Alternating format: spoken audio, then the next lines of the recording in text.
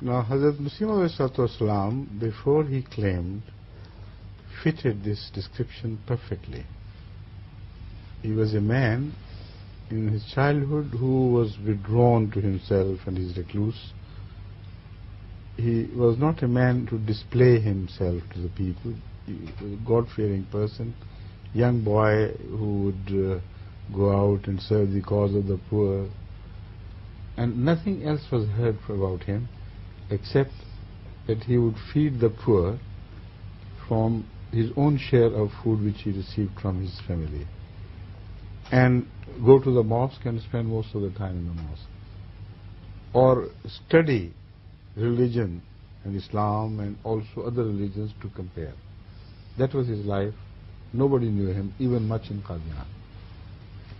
So much so that once a Sikh leader from around the whole of the area around Qadian was mostly Sikh population, predominantly Sikh. And they were big, powerful people who were very martial in their character and still are, in fact. So one of those, because Hazrat Mirza's father had a family estate and he was a very respectable figure in the area, the big people from around used to come. And once a Sardar, he inquired from his father, I have heard, I am surprised that you have also another son by name of Ghulam Ahmad, but he is never seen. Where does he live? He said, go to the mosque. He may be wrapped in the matting of the mosque, because this is where he lives, this is where he sleeps. I don't know what he does. This was his early childhood. Then when he started pursuit of knowledge of Islam as well as other religions, then he came out with his debates with Christians, with Aryas, with other Hindus, with Sikhs. Right and left he started pleading the cause of Islam's truth. And then he began to rise to fame. Then he wrote a great book by the name of Ahmadiyya, which he promised would be published in 50 volumes. But only 5 were published, and the remaining could not, because then he got engaged, what happened later on, so heavily in the task of involvement from every side. So people think that he did not fulfill his promise, and this is one of the allegations against him. Very small, minor thing, because he is the author of more than 100 books. So the title may not be Ahmadiyya, but they are all Ahmadiyya. See? About Christians, about Hindus, about this, about that, and all sorts of challenges were taken up by him. So I always look at this small allegation, they mean small thing. They know that he fulfilled more than the promise, although not under the same title, in the same style. But arguments after arguments, he sort of, as if he was granted a limitless fountain of arguments which kept on flowing forever. But we'll come to that later. The first book, Ahmadiyya, made such a great, let's see, not uproar, but it was something which shattered the peace of the time. Something had happened, like a volcano it erupted.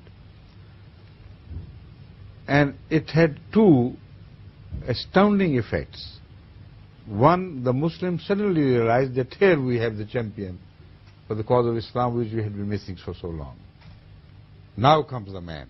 Now we'll see how Christians and Hindus and other people of other faiths will go on blemishing Islam with their allegations, etc., without any real genuine defense. Now we have got a champion, a hero, who is going to counterattack with such force, and nobody can defend him, defend his own faith against Islam, as presented by Hazrat Mirza Ghulam. This was the general consensus. He started receiving letters of appreciation and love from all over India, from north to south, east to west. People of even great scholars submitted to his superiority in Islamic knowledge and his art of defense. And people paid him such glowing tributes. Not ordinary people, the leaders among the Muslims, like Muhammad Hussain Batalvi, and there's so many others, who published resounding praises, which were absolutely scintillating praises in support of what he did for Islam. Muhammad Hussain Batalvi, for instance, in his review, Ishaq Sunnah. Yes. Ishaq Sunnah. I have mentioned it before, but I'll briefly refer to it now again. He wrote a long article which, in short, claimed and made a repeated claim that since the demise of Hazrat Muhammad Rasulullah Sallallahu Alaihi Wasallam, including the whole history of Islam, imagine, including the Sahaba who followed him, till this day, none has defended Islam like he has done. And he said, lest you should think that it is an oriental hyperbole, mubalgha. I'm saying things, lifting them beyond their real status. I'm adding praises which are not genuine and due. I'm only exaggerating. He says, lest somebody should think that I'm indulging in hyperboles. Hyperbole is a praise which is extremely exaggerated. Let me remind you, every word of what I say is based on truth and my personal knowledge. If anybody disputes this claim, then bring a single example from the entire history of Islam of a man who has served the cause of Islam like he did, with his word, with his honor, with his knowledge, with his life, with all his possessions. And the arguments are absolutely irrefutable. Now, this was the fame which he accrued not intentionally, but it happened to rise spontaneously the moment people began to realize what that man was and what were his capabilities. And then he claimed one night he received a revelation from Allah, and that was that Isa Masih ibn Maryam Rasulullah फौत हो चुका है और उसके रंग में रंगीन होकर मैं आया हूं, तू आया है, जिस वजह हैं हाँ, और वादे के मौफिक तू आया है. He said, I received a strange revelation from Allah that Jesus Christ, son of Mary, is dead, and the promise was not wrong. Exactly in accordance with the promise, you have come to fulfill the prophecy of the advent of Jesus Christ again. This was absolutely unacceptable by the world of Islam. They rejected it with one accord. And the same Maulvis and newspapers who used to support him and sing his praises, they were so bitter against him. Then the same Maulvi, Muhammad Hussain Batalvi, who had claimed that, don't you think this is an oriental hyperbole?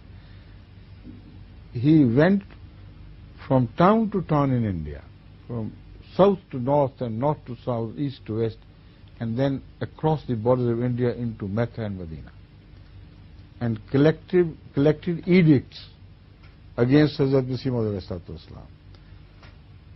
For 1400, in the last 1300 years, he said, a champion of Islam, such worst man was never born.